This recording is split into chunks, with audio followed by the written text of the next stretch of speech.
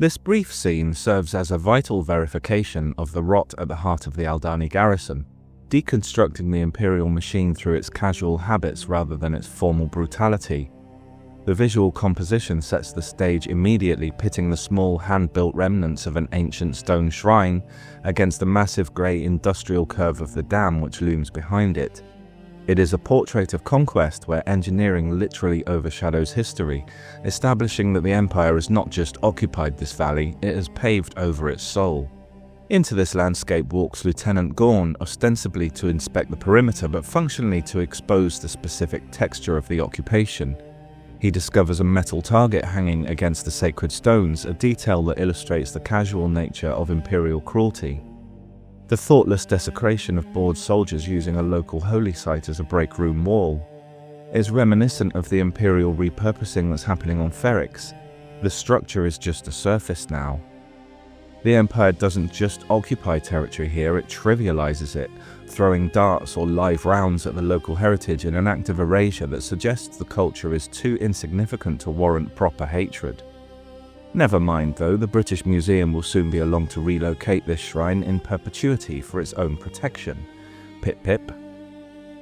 When Gorn demands to know why the men who should be clearing this up are absent, the answer provides one of the most damning insights into the garrison's hierarchy.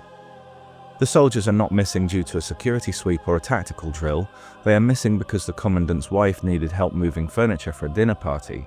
This single line reveals that the Imperial structure on Aldhani is feudal rather than military. The security of the entire sector is compromised by the domestic whims of the ruling class, proving that the system prioritizes vanity. Power flows upward to comfort instead of toward protocol. The garrison is imposing, but it is distracted. Gorn's reaction is a complex performance of displaced rage. As a double agent, his anger at the desecration of the Dani culture is likely genuine, but he must funnel that treasonous emotion into the sanctioned format of a commanding officer. He chooses to go on discipline. He plays the hard ass, pretends he's upset at them being behind schedule. He rips the target off the wall with venom, yet he frames his threat in the language of a middle manager. He threatens the men with the revocation of winter furloughs. This grounds the scene in a realistic workplace misery. He's a competent supervisor squeezing his employees where it hurts, with HR violations. When Cassian spoke of the Empire being fat and lazy, never imagining you'd have the gall to walk in, this is what he meant. The soldiers and their leaders here are unfocused and casual, pulled away from key tasks to deal with fluff, because their total dominance has convinced them they are untouchable. Unfortunately for them, this specific brand of arrogance creates the very window the rebels are about to smash through. The scene atop the Aldhani Dam serves as a quiet but brutal audit of the Imperial occupation, as well as providing clarity for Gorn's motivations, surrounded by people for whom genocide is a punchline and a construction plan. Having previously seen the physical desecration of the temple, we now witness the psychological erasure that accompanies it. The interaction between Lieutenant Gorn and Corporal Kimsey is framed as a mundane workplace break, a breath of fresh air away from the stale comms room, evidenced by the oversized headset hanging around Kimsey's neck. But it quickly reveals the toxic atmosphere that permeates the garrison. Corporal Kimsey, hey, it's Nick Blood from Agents of S.H.I.E.L.D. and Trolleyed, represents a specific texture of Imperial evil, bored, a bit too chatty, and deeply administrative.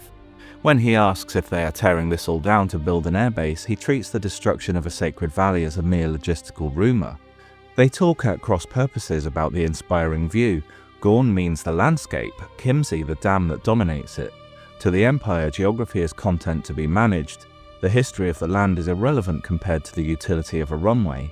But it is Kimsey's casual racism that defines the stakes of the scene. His comment that there are still enough to smell 'em shifts the oppression from political to visceral. He views the indigenous Dani population not as rebels or threats, but as a biological nuisance, an olfactory offense that prevents the valley from being clean. Once again, Lieutenant Gorn's role in this exchange is one of tragic restraint. As a double agent, he must endure the casual bigotry of his own men without breaking cover. The scene hinges on the duality of the line, "Can you imagine this place with a couple of thousand of them?" For Kimsey, this is a rhetorical nightmare, a vision of the valley overrun by the unwashed masses. For Gorn, however, it is a happy memory. Any good rebel would be cringing inside if forced to converse with a racist, but as we come to learn, he has a particular love for the Dani and their culture. When he replies, "Yes, I can," he is not agreeing with Kimsey's disgust, he is acknowledging a history that Kimsey is too blinded by prejudice to see.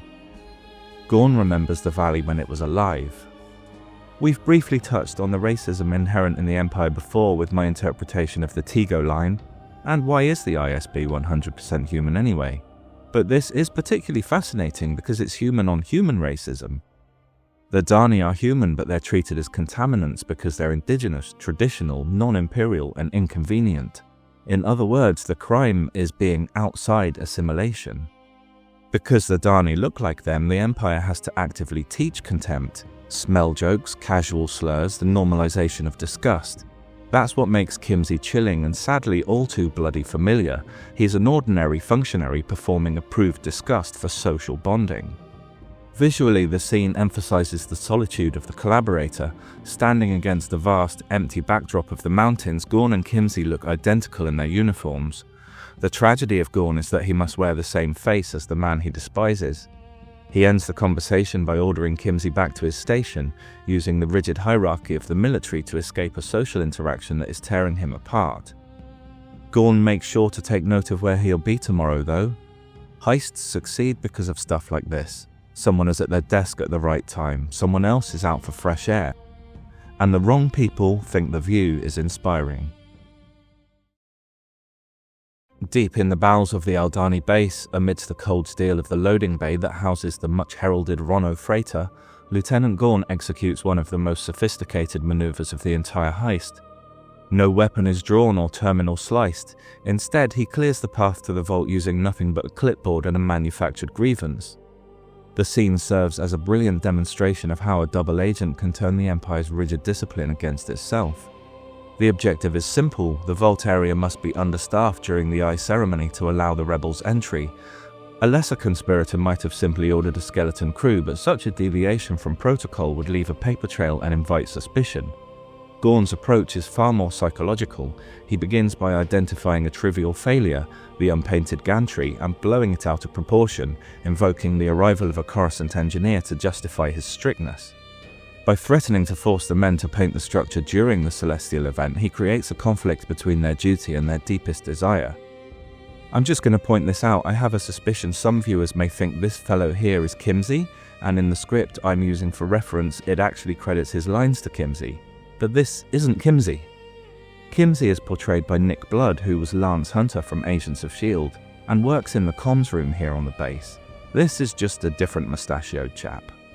The reaction of the soldiers reveals the humanity buried under their uniforms. When one pleads that morale might be crushed if they miss the eye, Gorn leverages this desperation masterfully. He allows himself to be talked down from the hard-ass persona he's been displaying, granting them permission to attend the event and paint the gantry later. To the soldiers, he's a hard-nosed officer showing a rare moment of grace because their plea was so wonderfully worded and earnest. To the audience, he's a saboteur who has just tricked the guards into abandoning their post. As he turns to leave, with the soldiers all but high-fiving to celebrate their win, a fleeting, almost imperceptible smile breaks Gorn's rigid mask, betraying the satisfaction of a trap successfully sprung. He leveraged the soldiers' hunger for the spectacle to create the necessary void in the security grid, ensuring the vault will stand empty at the critical hour. Gorn exits the bay, having engineered a catastrophic breach of Imperial protocol disguised entirely as an act of commanding grace.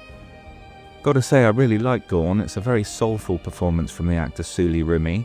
He's not yet cynical, he still cares about stuff. Rebels can lose sight of that. I see Gorn as a very gentle, thoughtful person when he's off duty, closer in character to Nemik than he is to Skeen or Taramin or Cassian. Across these three scenes, the Empire keeps giving itself away through its own vocabulary. Everything is framed as housekeeping: cleanup, schedules, furloughs, paintwork, and morale. Even desecration gets treated like a bit of mess around the edges, and as the arc progresses, clean quietly mutates from maintenance into ideology until Kimsey can talk about the Dani as a smell. Gorn survives inside that atmosphere by mastering a colder craft than stealth, moral concealment. He can't say what he actually feels about the shrine, or the racism, or the brutality he's watching solidify into routine. So he converts revulsion into acceptable managerial energy. He threatens Wynn to leave instead of admitting offense. He bullies men about an unpainted gantry to empty the vault. He doesn't break Imperial procedure, he uses it because that system rewards the wrong things and Gorn knows exactly where to press. The final shot is the mic drop. Gorn walks out and the camera transitions to a shot looking out from the golden tunnel we see behind him. It's the vault itself. Those stacked credit tubes look like a sci-fi wine cellar built for accountants. Wealth organized, indexed, and made beautiful. It's the first time the heist stops being an idea and becomes an object. The scene ends on the payload because that's the point. Everything we've just watched, every threat, every inspection, every forced "sir, yes sir," exists to protect this, and tomorrow night it won't.